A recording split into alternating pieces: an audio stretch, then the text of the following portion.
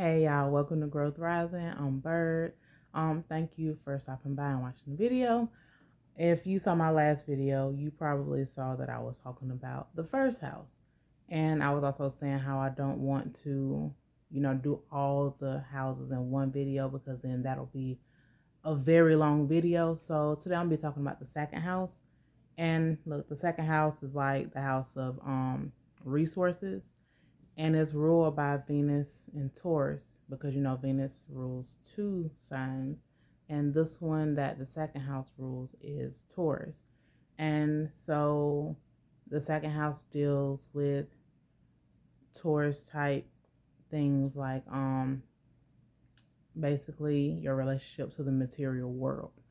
And I don't know about y'all. Well, if y'all are watching watching this video, you probably have seen other, astrology videos and reels and TikToks and all of that.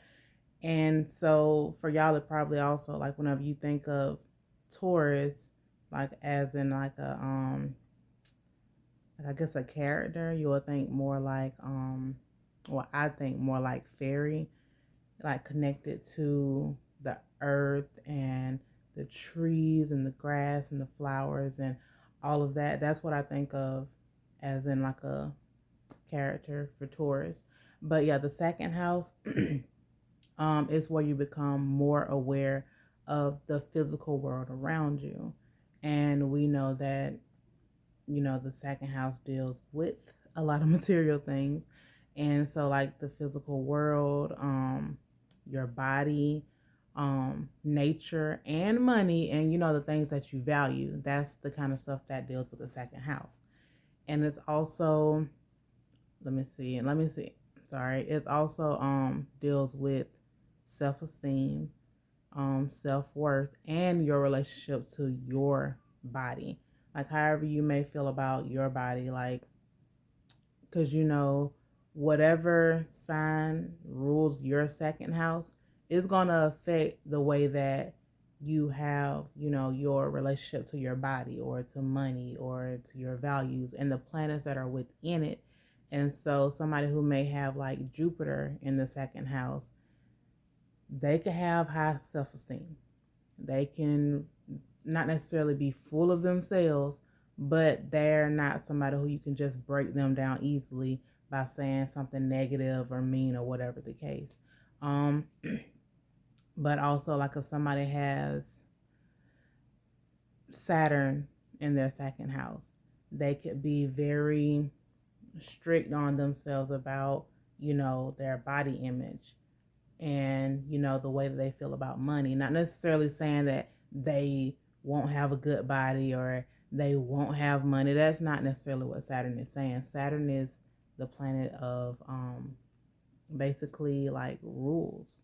And so you may just subconsciously have rules about what you can and cannot eat, the ways that you can work out, um, the amount of money that you want to make per hour. If you want to make money per hour, maybe you just want to, have your own thing. You make a certain amount of money a day. However you go about it, that's kind of how Saturn would go.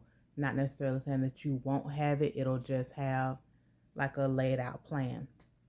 Um, oh, and the second house also deals with sensuality. And it also wants us to be in touch with our five senses. So let's see, touch, taste, smell, see, and one more, hear, I believe. I think the last one is here. Correct me if I'm wrong. And like I was saying, the second house does deal with income. And so also something else with the second house, if you have Saturn or if it's ruled by Capricorn, it could mean that when you were younger, you might have had like you might have grew up in a family that did not have a lot of money or did not have, good health habits. And so seeing that when you're younger, Saturn is like, okay, we know the outcome of if we do A, B, and C.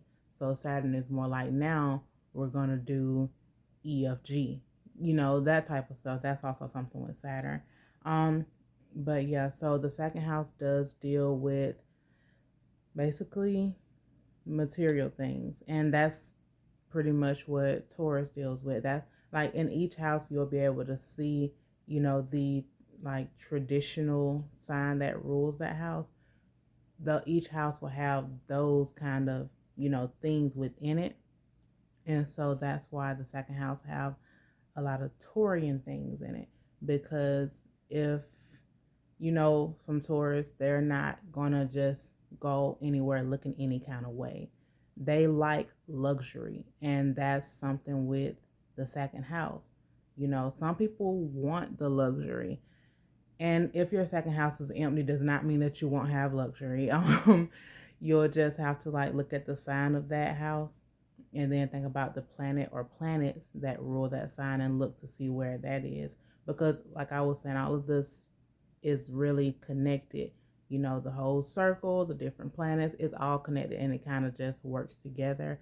But yeah, so the second house is basically the house of resources, and it's like the first exhale. The first house is like the first inhale, second house, the first exhale.